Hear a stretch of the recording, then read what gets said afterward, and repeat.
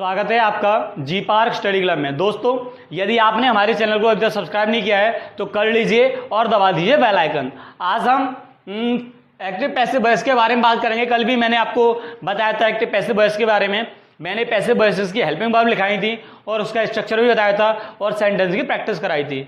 आज हम second day हमारा एक्टिव पैसिव वॉइस का और बहुत अच्छे तरीके से समझाने वाला हूँ, ठीक है। और कल की आपको वीडियो मतलब कल जो मैंने क्लास आपको कराई थी बहुत अच्छी लगी होगी। मुझे उम्मीद है आपने घर पर प्रैक्टिस की होगी। देखो, जितनी ज़्यादा आप प्रैक्टिस कर लेंगे उतने अच्छे तरीके से आप एक्टिव पैसिव वॉइस सीखने वाले हैं, क्योंकि ये डिपेंड करेगा आपकी प्रैक्टिस पर। जितनी ज़्यादा आप प्रैक्टिस करेंगे उतने अच्छे तरीके से सीखेंगे। आज हम पहले मैं एक दो सेंटेंस की आपको प्रैक्टिस कराऊंगा, उसके बाद बताऊंगा आज के टॉपिक में हमारा रहेगा कि यदि किसी एक्टिव वॉइस में दो ऑब्जेक्ट आते हैं, यदि किसी एक्टिव वॉइस के सेंटेंस में दो ऑब्जेक्ट होते हैं तो उसको हम जो उसकी पैसिव वॉइस बनाते हैं वो दो तरीके से बना सकते हैं। आज मैं आपको यही बताऊंगा और इसकी प्रैक्टिस कराऊंगा। और उसके बाद यदि किसी सेंटेंस में एक्टिव वॉइस में जो हमारे प्रीपोजिशन आ जाता है तो उसका एक्टिव वॉइस कैसे, वो पैसिव वॉइस उसका कैसे बनाते हैं। तो ठीक है, आज शुरू करते हैं। यदि आपने हमारे चैनल को अभी तक सब्सक्राइब नहीं किया है तो कर लो और जितनी वीडियो शेयर हो सके उतनी ज़्यादा से ज़्यादा अपने दोस्तों को शेयर करो। तो चलो आज शुरू करते हैं active passive voice. Second class है हमारी, सेकंड डे है, ठीक है। पहला सेंटेंस हमारा यू हैव डिफीटेड हिम। क्या है? You have defeated him. अब ये कौन सा टेंस है? Present perfect tense. कौन सा है? Present perfect tense. और प्रेजेंट परफेक्ट टेंस की मैंने हेल्पिंग वर्ब लिखाई थी कि हैज बीन और हैव बीन आता है। तो आपको ये तो पता होगा कि यह सिंगुलर सब्जेक्ट होता है तो हैज बीन यूज करेंगे और प्लूरल सब्जेक्ट होता है तो हैव बीन यूज करेंगे। क्या यूज करेंगे? हैव बीन, ठीक है। तो देखते हैं, ये हमारे पास एक्टिव वॉइस है, इसका पैसिव वॉइस बनाना है तो सबसे पहले हम क्या करते हैं? ऑब्जेक्ट का सब्जेक्ट बनाते हैं। क्या करते हैं? ऑब्जेक्ट का सब्जेक्ट। कल मैंने पैसिव स्ट्रक्चर लिखाया था तो मैं दोबारा रिपीट कर देता हूं। पहले क्या करते हैं? हम ऑब्जेक्ट का सब्जेक्ट बनाते हैं। क्या करते हैं? ऑब्जेक्ट का सब्जेक्ट बनाते हैं। उसके बाद हेल्पिंग वर्ब लगाते हैं, लेकिन helping verb according to subject आती, वो अकॉर्डिंग टू टेंस आती है, ठीक है। टेंस के हिसाब से ही हम हेल्पिंग वर्ब यूज करते हैं। उसके बाद वर्ब की थर्ड फॉर्म, उसके बाद प्रीपोजिशन लगाते हैं और प्रीपोजिशन के बाद क्या यूज करते हैं? सब्जेक्ट का ऑब्जेक्ट बनाते हैं। क्या करते हैं? सब्जेक्ट का ऑब्जेक्ट। तो सबसे पहले ये फाइंड आउट करेंगे कि इसमें ऑब्जेक्ट क्या है। तो मैंने आपको बताया था कि ऑब्जेक्ट को फाइंड करने का तरीका हमारे पास ये होता है, यदि किसी सेंटेंस में व्हाट या हुम लगाने से ऑब्जेक्ट का पता लग जाता है। व्हाट जो होता है वो हमारा डायरेक्ट ऑब्जेक्ट होता है और हुम लगाने से जो ऑब्जेक्ट निकल के आता है वो इनडायरेक्ट ऑब्जेक्ट होता है। कहने का मतलब ये है, ऑब्जेक्ट हमारे दो प्रकार के होते हैं, डायरेक्ट ऑब्जेक्ट और इनडायरेक्ट ऑब्जेक्ट। यदि किसी सेंटेंस में क्या लगा देते हैं, क्या लगा देते हैं? क्या, तो उससे हमें डायरेक्ट ऑब्जेक्ट का पता लग जाता है। और किसी या किसको लगा देते हैं तो इनडायरेक्ट ऑब्जेक्ट का पता लग जाता है। और जो नॉन लिविंग थिंग्स होती हैं, ऐसे कह सकते हैं, वो डायरेक्ट ऑब्जेक्ट होती हैं और जो लिविंग थिंग्स होती हैं वो इनडायरेक्ट ऑब्जेक्ट होती हैं, ठीक है। तो इसके ऊपर मैंने एक स्पेशली वीडियो बनाई थी डायरेक्ट और इनडायरेक्ट ऑब्जेक्ट के ऊपर, तो वीडियो की डिस्क्रिप्शन में वो लिंक दे रखी है, वहां जाकर आप अच्छे तरीके से सीख सकते हैं कि हमारे ऑब्जेक्ट दो प्रकार के होते हैं और वो कौन कौन से मतलब ऑब्जेक्ट दो प्रकार के कौन कौन से होते हैं, कैसे पता लगाते हैं, ठीक है। तो पहला हमारा था यू हैव डिफीटेड हिम। तुमने उसे हरा दिया है। तुमने उसे हरा दिया है। तो किसे हरा दिया है? उसे। तो मैंने बताया किसे लगाने से किसका पता लग जाता है? ऑब्जेक्ट का। किसका पता लग जाता है? ऑब्जेक्ट का। तो इसमें जो हिम है ये क्या है? ऑब्जेक्ट। इसका सब्जेक्ट बनाएंगे। क्या बनाएंगे? सब्जेक्ट। तो हिम का सब्जेक्ट क्या होगा? ही। क्या होगा? ही होगा ना। अब हिम का सब्जेक्ट ही है। अब प्रेजेंट परफेक्ट टेंस में जो मैंने पैसिव वॉइस में हेल्पिंग वर्ब लिखाई थी उसमें लिखा था हैज बीन और हैव बीन। अब ही सिंगुलर है या प्लूरल? सिंगुलर है तो क्या यूज करेंगे आप? Has been. क्या यूज करेंगे?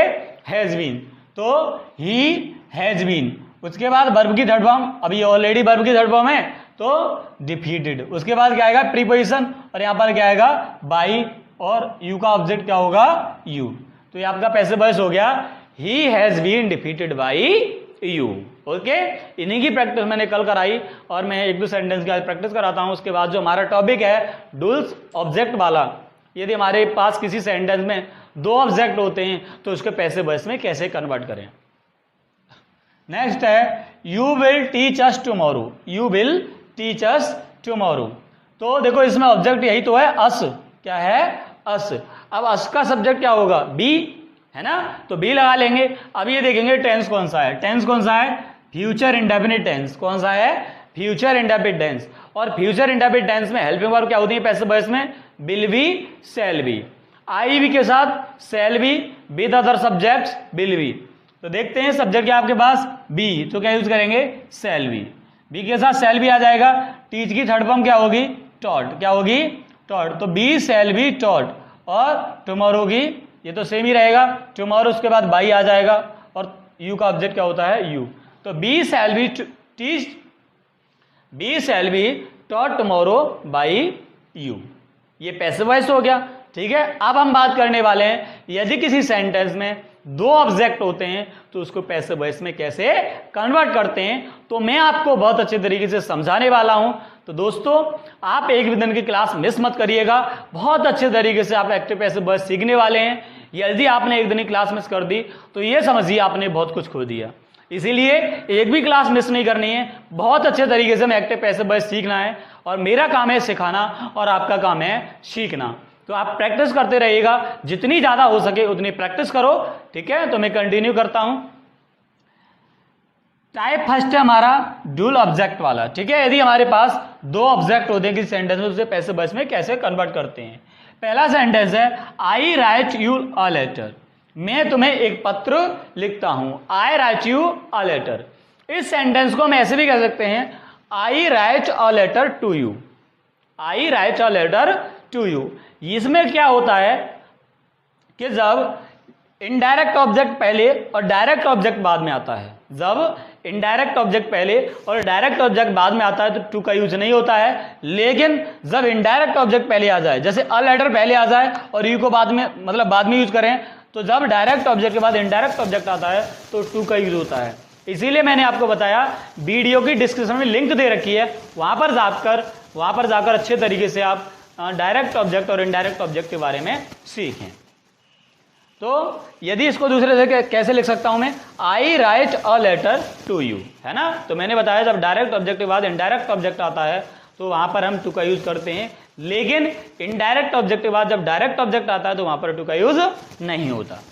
तो देखते हैं, इसमें दो ऑब्जेक्ट हैं, एक तो ये यू है और ये क्या है? A letter. क्या है? अ लेटर, है ना। एक तो यू है और दूसरा क्या है? अ लेटर है। तो अ लेटर कैसा है? इसमें डायरेक्ट ऑब्जेक्ट है और यू कैसा है? इनडायरेक्ट ऑब्जेक्ट है। तो पहले आप किसी भी ऑब्जेक्ट को लेकर इसको पैसिव वॉइस में कन्वर्ट कर सकते हैं।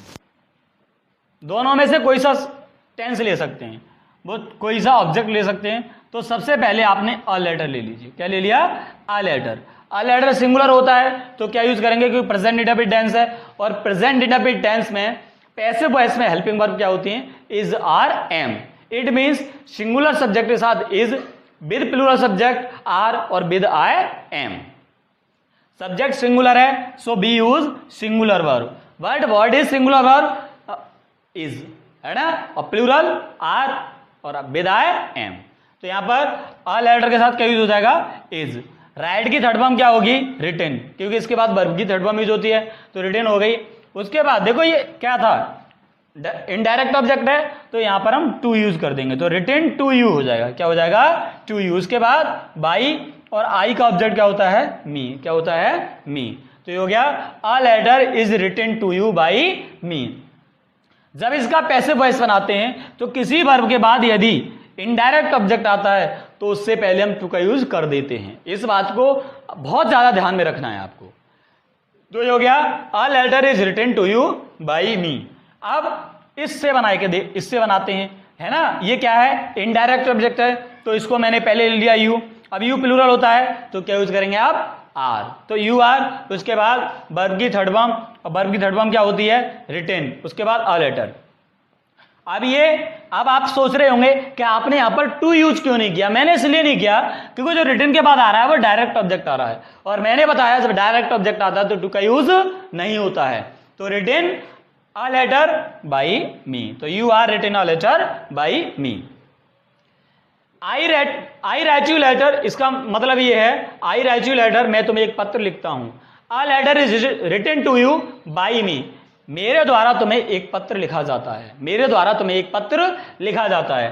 Next, you are written a letter by me, मतलब तुम्हें मेरे द्वारा एक पत्र लिखा जाता है। तो मैंने कि हिंदी भी साथ बताते चल रहा हूं ताकि आपको कोई प्रॉब्लम ना हो, है ना।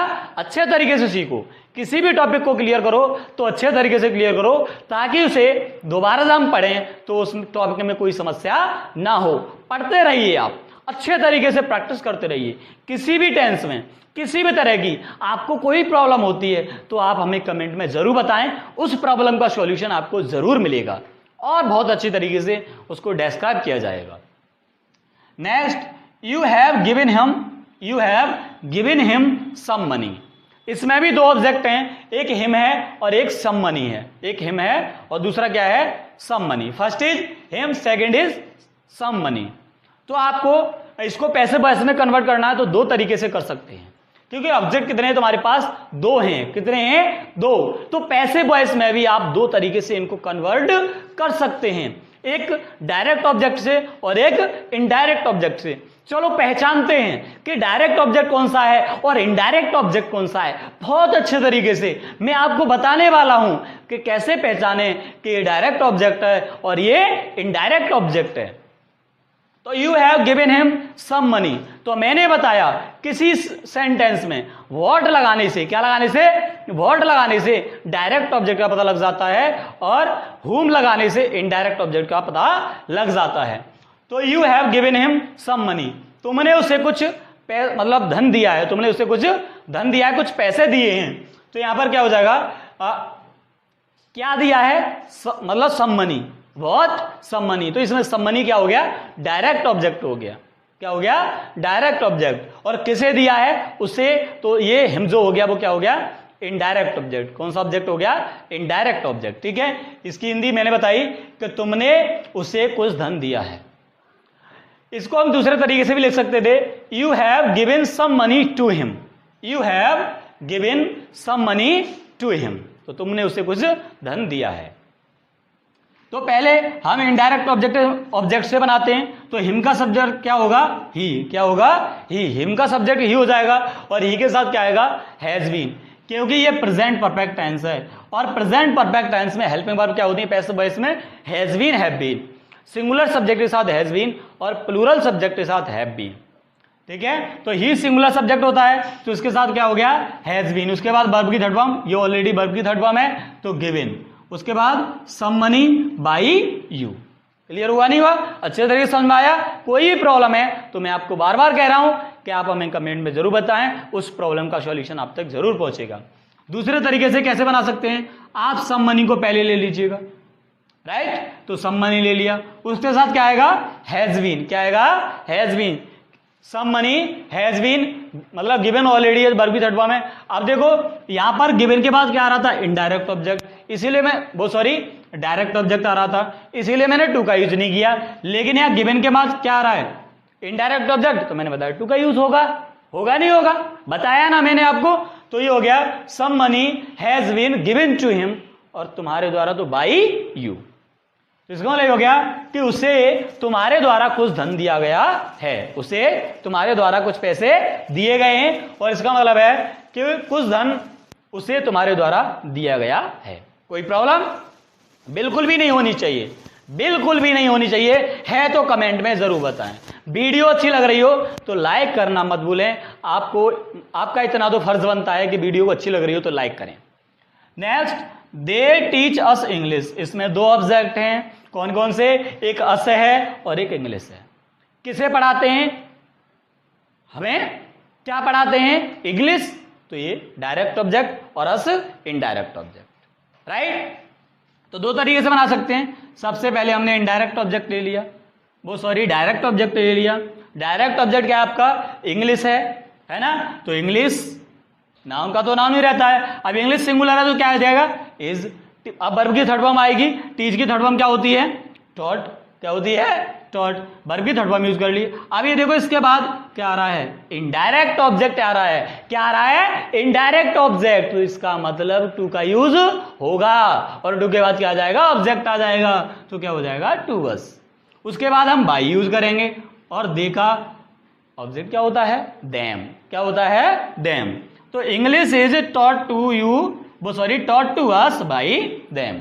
English is taught to us by them. दूसरे तरीके से कैसे बनाएं, आप अस का सब्जेक्ट बना लीजिए। अस का सब्जेक्ट क्या होता है, बी। अब बी तो प्लूरल होता है, तो बी के साथ क्या आएगा, आर आएगा, क्योंकि मैंने आपको बताया था कि प्रेजेंट इंडेफिनिट टेंस में हेल्पिंग वर्ब क्या क्या होती हैं, इज, आर, एम। सिंगुलर के साथ इज, प्लूरल के साथ आर और विद आई एम। तो subject is plural, so B use are, not is और एम। ना तो इज यूज करेंगे ना एम यूज करेंगे, करेंगे तो क्या करेंगे, आर यूज करेंगे। तो सब्जेक्ट आपका कैसा है, प्लूरल है। कैसा है, प्लूरल।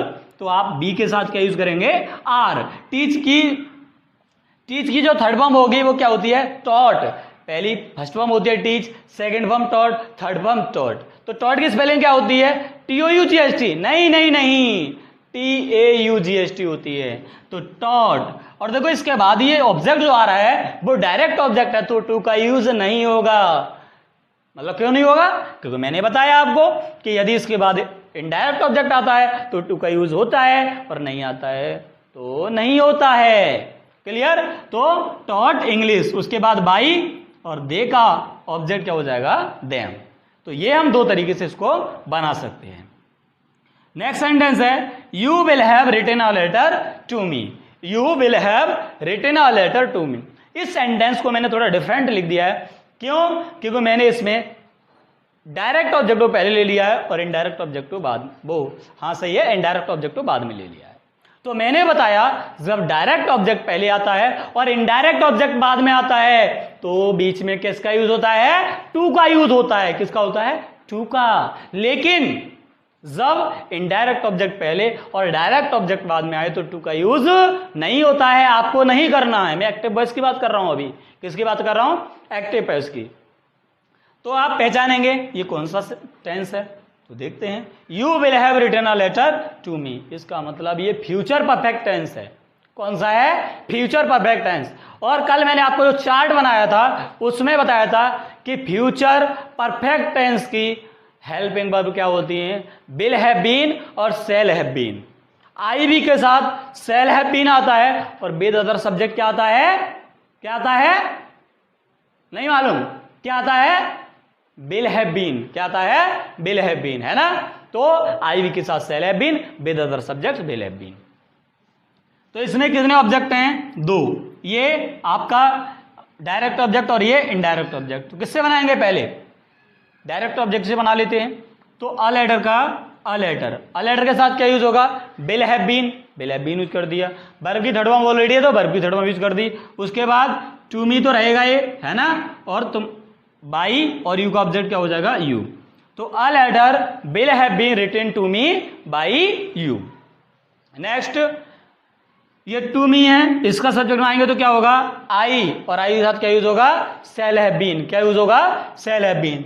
तो आई शैल हैव बीन। उसके बाद ये राइट की थर्ड फॉर्म क्या होगी, रिटन, ऑलरेडी रिटन ही है तो रिटन अ लेटर। यहाँ टू का यूज नहीं होगा क्योंकि ये डायरेक्ट ऑब्जेक्ट है, मैं बार बार आपको बता रहा हूं। तो written a letter by you. तो ये मैंने, यदि हमारे एक्टिव वॉइस में, मतलब हमारे पास एक्टिव वॉइस में दो ऑब्जेक्ट होते हैं तो उनको मतलब कैसे ट्रांसलेट करते हैं, किस प्रकार से उसको पैसिव वॉइस में कन्वर्ट करते हैं, तो मैंने आज आपको बताया। कल एक नया टाइप लेकर आएंगे और बहुत अच्छे तरीके से समझाएंगे। आप डेली अपने घर पर प्रैक्टिस करते रहिएगा, हमारे साथ जुड़े रहिएगा। यदि आपको किसी भी टेंस में इन जो हमारा टाइप फर्स्ट है इसमें आपको यदि कोई प्रॉब्लम है तो आप हमें कमेंट में जरूर बताएं। आपको 100% समझ में आएगा, बिल्कुल भी कोई प्रॉब्लम नहीं होगी। हमारी कोशिश यही रहेगी कि हम आपको बहुत अच्छा कंटेंट दें और अच्छे तरीके से समझाएं, और आपको लगा होगा कि हाँ वाकई एक्टिव पैसिव वॉइस है, राइट। बहुत अच्छे तरीके से समझ में आया होगा आपके में। तो यदि आप कुछ नया सीखना चाहते हैं, एयरफोर्स में अच्छे मार्क्स क्रिएट करना चाहते हैं, नेवी में अच्छे मार्क्स क्रिएट करना चाहते हैं, तो जुड़े रहिएगा। एक भी दिन की क्लास मिस नहीं करनी है, बहुत अच्छे तरीके से समझना है, एक भी टॉपिक को मिस नहीं करना है। मैं न्यू टाइप आपको समझाऊंगा और बहुत अच्छे तरीके से हम सीखेंगे, और आप जरूर सीखेंगे। एक दिन ऐसा आएगा कि आपको भी लगने लगेगा कि वाकई क्या इंग्लिश है ना। तो आज की क्लास में सिर्फ इतना ही काफी। दोस्तों यदि वीडियो अच्छी लगी हो तो लाइक करना मत भूलना, और दोस्तों को जितना शेयर हो सके उतना शेयर करना धन्यवाद।